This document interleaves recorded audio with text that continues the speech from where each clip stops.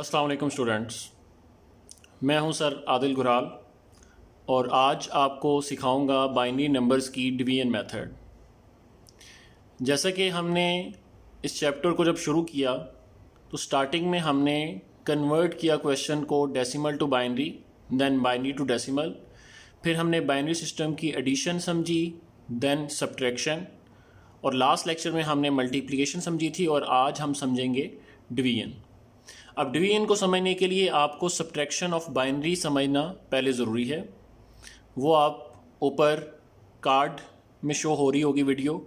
अगर किसी को सब्ट्रैक्शन नहीं करनी आती तो पहले वो वीडियो देख लें, फिर ये डिवीजन की वीडियो देखिएगा। अब आज की एग्जांपल है 11001 डिवाइड बाय 101।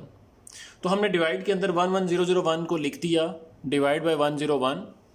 अब 101 1 ज़ा 101 हमने लिख दिया। अब ज़ीरो में से 1 नहीं निकल सकता, कैरी चाहिए 1 से, ये ज़ीरो हो जाएगा और ये 2।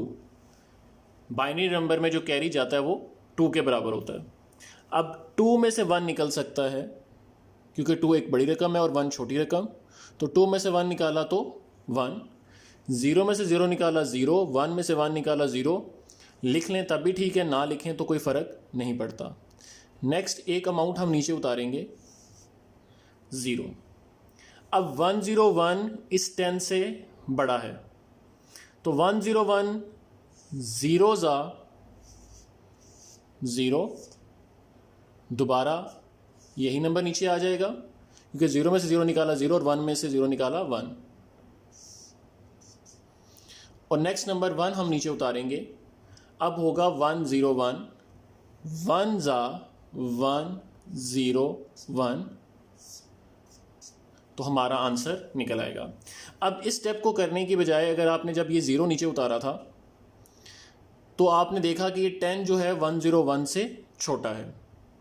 आप यहाँ पे चाहते हैं तो एक नंबर उतारने की बजाय आप 2 नंबर नीचे उतार सकते थे, लेकिन जब भी 2 नंबर नीचे उतारें तो एक 0 लगाया जाता है। तो वो आप उस तरह भी कर सकते हैं कि यहाँ पे 0 उतार लेते, 1 उतार लेते, यहाँ पे 0 लगा देते और 101 ज़ा 101, और इसी स्टेपिंग के अंदर क्वेश्चन जो है वो कंप्लीट हो जाता। ये थी फर्स्ट एग्जांपल आज हमारी डिवीजन की। नेक्स्ट क्वेश्चन जो है उसको अब करते हैं। अब हमारा फर्स्ट क्वेश्चन है 9.39 जो डिवीजन मेथड से हम सॉल्व करेंगे। 110 डिवाइड बाय 1001। हमने 110 को डिवाइड के अंदर लिखा और 1001 से हम डिवाइड करेंगे। तो 1 ज़ा 1001। अब 1 में से 1 को सब्ट्रैक्ट करेंगे, आंसर आएगा 0। 0 में से 0 को सब्ट्रैक्ट करेंगे तो आंसर आएगा 0। 1 में से 0 को निकालेंगे तो आंसर आएगा 1, और 1 में से 1 निकालेंगे तो आंसर आएगा 0, जो लिखना ज़रूरी नहीं है क्योंकि अमाउंट से उससे कोई फ़र्क नहीं पड़ता।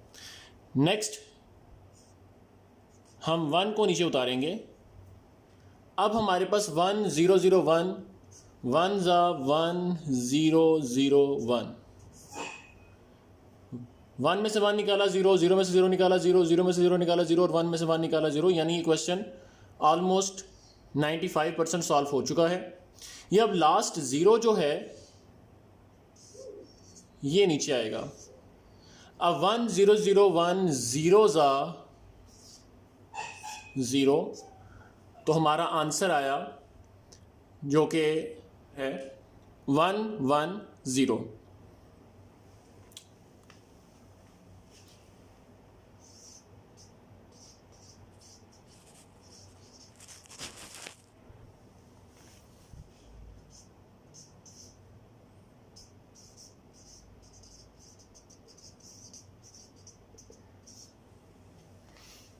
तो इस क्वेश्चन के सॉल्व करने पे हमारा आंसर जो है कोशेंट वो आया 110 और रिमाइंडर है हमारा 0। तो उम्मीद है आपको डिवीजन की समझ आ गई होगी। ये आसान डिवीजन के क्वेश्चन से जो फर्दर बहुत डिफ़िकल्ट क्वेश्चंस हैं या स्टूडेंट को सॉल्व करते हुए अमाउंट्स को पुट करना नहीं आता, वो हम नेक्स्ट समझेंगे। आज के लिए इतना ही था। अल्लाह हाफिज़।